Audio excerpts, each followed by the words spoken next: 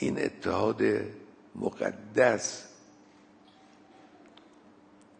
این اجتماع عظیم، این سپر پولادین از دلهای مردم و اراده های مردم، این نباید خدشه‌دار بشه.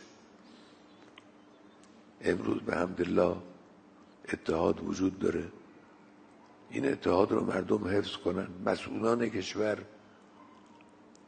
به خصوص مسئولان سه قوه که به حمدالله امروز اونا هم در کمال اتحاد و همدلی دارن با هم کار میکنن، این رو حفظ کنن.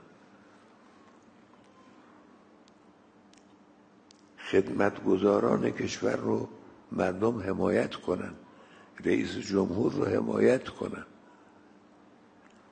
رئیس جمهور پرکار و پرتلاش و پیگیره.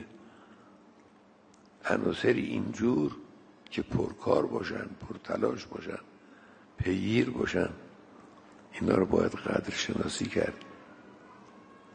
اتحاد بین ملت و دولت، بین آحاد مسئولین گوناگون نظام، بین نیروهای مسلح و مردم، بین آحاد مردم،